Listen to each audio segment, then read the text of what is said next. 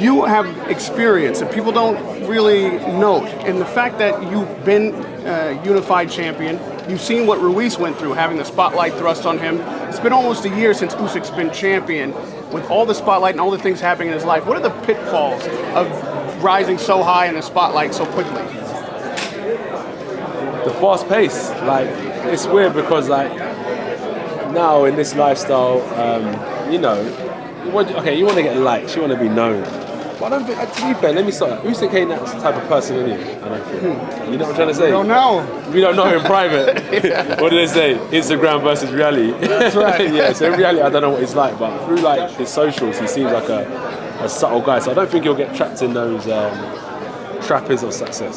Josh, this time you team up with Robert Garcia, obviously a change from last time. What do you believe that can offer you? I know last time you said, as crazy as it was, the intention wasn't really to go in there. Nah, it's not. Of course it was to hurt him. But like, I just had certain goals that I wanted to achieve on the night. So I'm quite a stubborn person. I've got a different goal now. And like, if I can stick to my goal, I think I'll do it. Because I'm that stubborn, innit? So yeah, I've just got a goal to reinvent myself basically and go again. A lot of people have studied that video of Usyk last week that came out of him sort of bobbing about in the ring in Dubai. Obviously we can't take too much from it. It's the same with the workouts. People will study anything. Yeah, real talk. Do you expect Usyk to come in heavier for this fight? And if you do, how will you adapt on the night? So for me personally, I can't explain like why he's done it. But my reasoning, if I was to come in heavy, there's a few reasons where maybe you want to punch harder. Maybe you want to absorb punches better, or maybe his thought process was, I feel I can still be effective at a higher weight, and I feel the higher weight is going to benefit me in this way and that way and that way. So they're questions that he can answer, but they're the reasons why I would do it.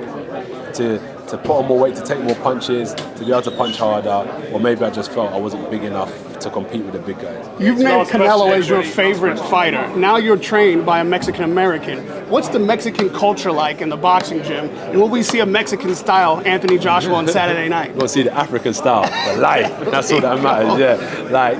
Remember, I'm taking African style to Mexican style, but we're the same people anyway. How do the two combine? Pretty cool.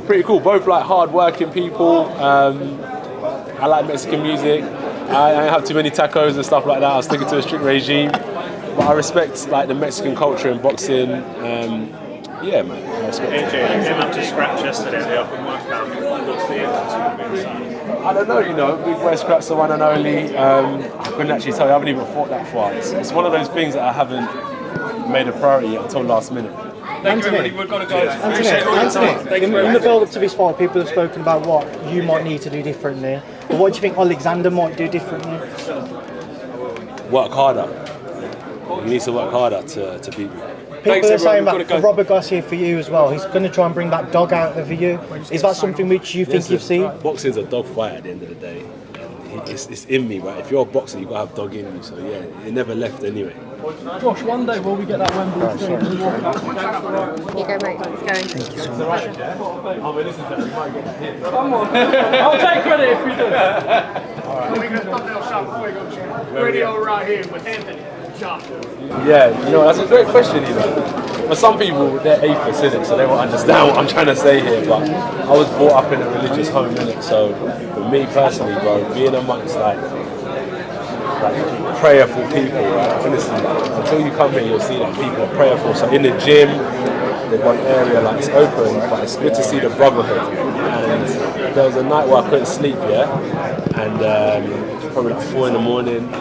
And this happens sometimes when training under pressure. The speakers play, I think, verses from the Quran, or it's like a call to prayer.